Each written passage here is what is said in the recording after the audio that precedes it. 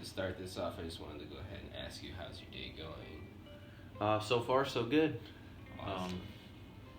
Sundays are always early. Okay. As a manager of the radio station, what are your primary duties, would you say? Pretty spread out, actually, because I'm the only paid employee of the radio station.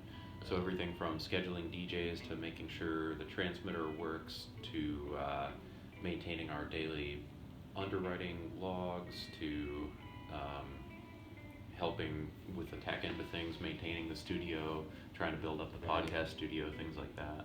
Do you feel like you should probably have another manager here?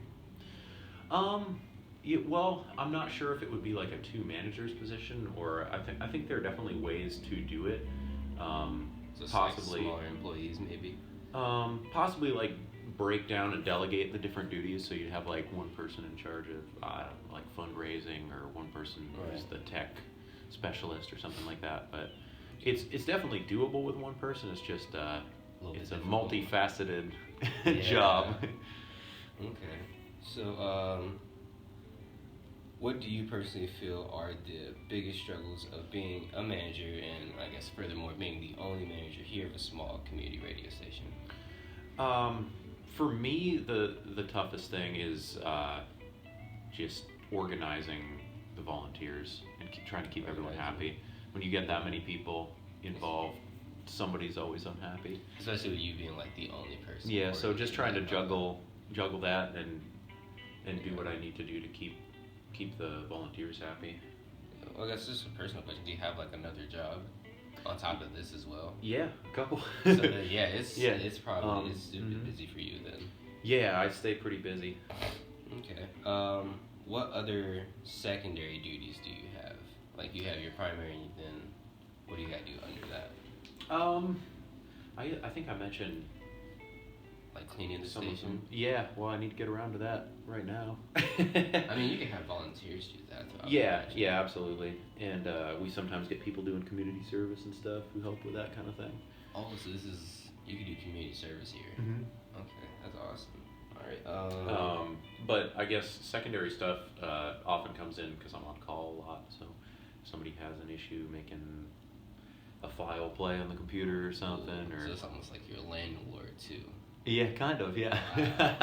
I hadn't thought of it that way, but that's kind of funny. Yeah. Yeah. If anyone needs anything here, they call me. The only person to call. Pretty much. Yeah.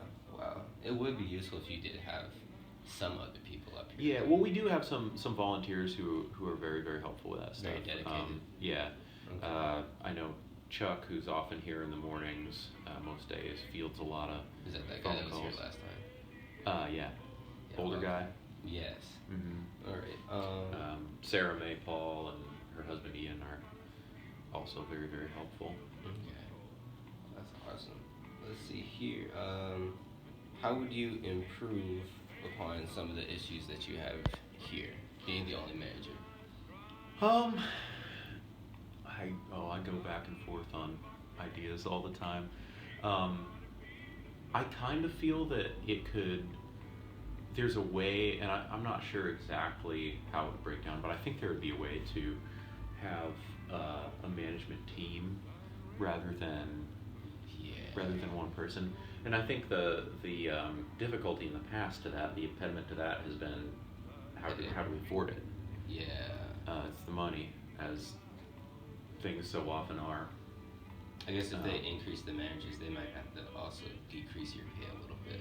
Yeah, that would be my thought. Is it would have to be a more specialized position for a smaller amount of money, like a monthly stipend or something, because I don't think we could afford two people as full time, certainly. Also have like part-time managers. Yeah, you possibly can really have like. So I said there's part-time, honestly. Yeah, there's so many ways to do it, and I'm not sure of if there's one right way that's better than all the other ways, but I think there are definitely options or ways to do it that are different from what we've historically done. Yeah. I mean, that day you just pitched that was pretty good. Do you have like any other? Well, I think delegating stuff and breaking it down that way, to me, seems like the move to make. But then you run into other things like whose name is going to be on the license and things like that. So you would still need like one main And then manager. also, if you did have to cut the pay, then there would have to be someone that's willing to have multiple jobs in order to have this. Yeah, station and well, operate. I think in the day and age we live in, that is so common. That's the new normal. I think when Yeah. the station was founded, we were still all living in the I'm going to grow up, I'm going to have one job and buy a house with a white picket fence, and now everyone's like, well, I guess I don't have insurance. Like if I get sick, I'll just die. Like I'm just going to work 4 jobs for the rest of my life. I think people are of that mentality now, and I think not that that's a good thing, but I think people would be willing to work as a second job for a smaller amount of money. Yeah, especially if it's something that means a lot to you, one of those jobs. Yeah, on the it radio would, station. and it would have to be. It would have to be a passion project. Yeah.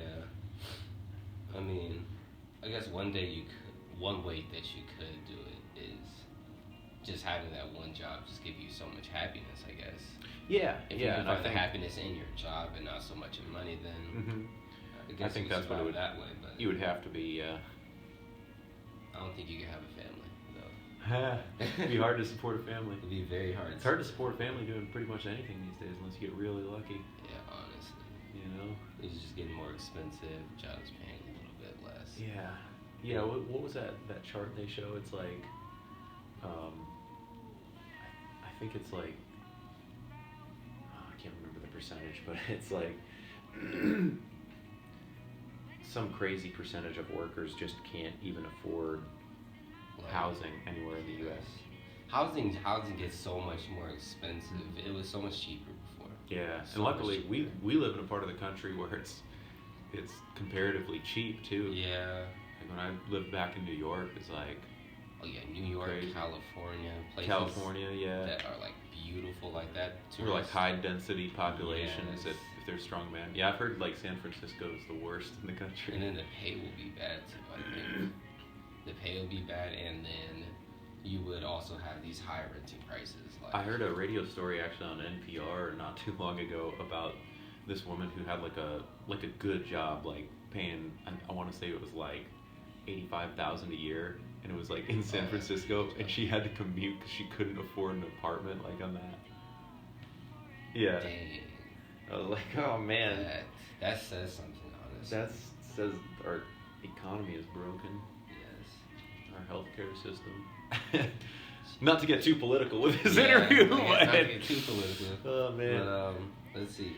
What are the rules and technical barriers that you have to follow and get over to be able to broadcast to us, the community? I guess the big one on the tech end is having a working transmitter. Working transmitter. Having a working Or transmitter. Like the licenses for this stuff. Well, the licenses would be not on the tech end, but on the like regulatory end. Yeah. So you have to make sure you have a broadcast license from the FCC, and you have to follow their guidelines for on-air, what you can and can't say, what you can and can't play, the wording you have to use in your underwriting, things like that. Is that stuff kind of strict? Yeah, well, it's weird. The punishments are bad, but it's a lot of gray areas. Like they don't like to like specifically say you can say this word or you can't say this word. It's all like by context. So basically, if somebody calls in, they're like, "I was offended by this radio program." That's not up to us. Like we can't be like, "No, you weren't." So there's like a blog I check out sometimes. It's like he's like a copyright lawyer or something like that, but he lists out different court cases which like little radio stations had, or big ones in some cases, had with the FCC, like who won, why, and like so you can sort of look at those things and try to make your own call. Be like, all right, what we're doing is similar to this, and they didn't get in trouble for that, so we should be okay. So it's kind not of like thing. a book. That just No, right? That'd be Oh, too geez. easy. That That'd be would too be easy. too easy. And having the working transmitter is and towers what actually makes the signal go out to your radio. It's a big tower behind the building, and Oh, I see. yeah, Okay. that's sending off the signal. And of course, there's quite a bit in the signal chain before that, but that's all just basic signal chain stuff. Okay. Well, let's see. Do you feel that there is any type of awareness for the obstacles that you might have to go through here, as far as like, as you were saying, management? Very little, I think. There's very little. I There's don't not think- really community. I don't think a lot of people think about it. Yeah. They don't look at the big picture often, because even with our volunteers, they're usually just in for their one little portion. Right. So like a problem that may seem like a big problem to them, they'll be like, well, today I came in and somebody had the wrong chair in here. You need to make sure that doesn't happen. And I'm like, I mean, that's like an extreme example, but things like that, or like something happened with a CD player during the show, and they're like, this is the worst thing, has to be fixed right away. Whereas I'm looking at it like, we had to fix the transmitter a while ago. Without that, there's no station, Exactly. Making sure we meet guidelines, we don't get shut down. It's like, yeah, I'll get to that little problem but people don't think about the big picture in that way, or don't seem to. And I think outside of our passion for it. What's that? Well, they not have enough passion for it, or like. No, I think it's just they don't know.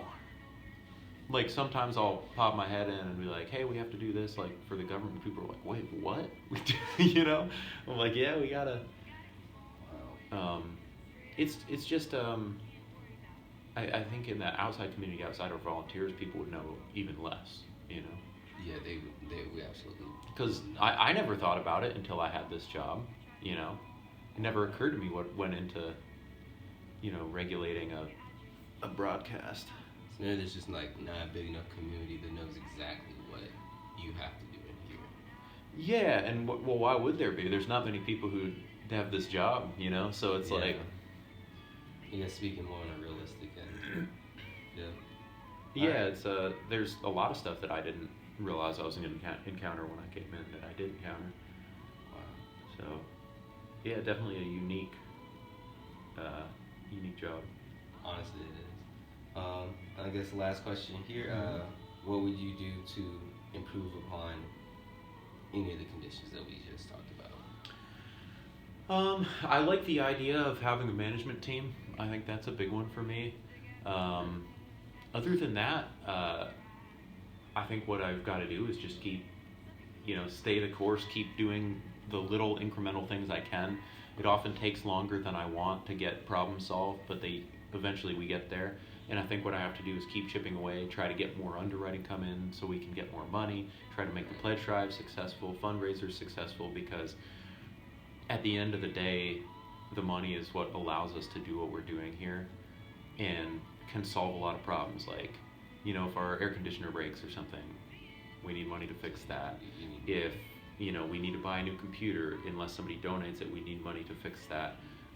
We need to pay our heating bills, we need to pay licensing fees to like ASCAP and BMI and all those people. So it's like, I think that would be another main thing, is just working on getting more underwriting, getting more money coming in. Okay. And once you have the money, you can expand. Could change? What's that? Do you feel like any of the regulations that you have back there could change? I don't think they're going to, because that's the federal government.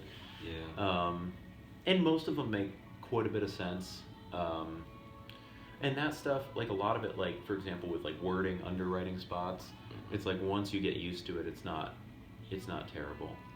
So like I just can't like use comparative phrases or like have calls to action or things like that. I can't be like, oh, go shop at this business, Right. We just have to be like, this business exists at this address and here's what it offers. But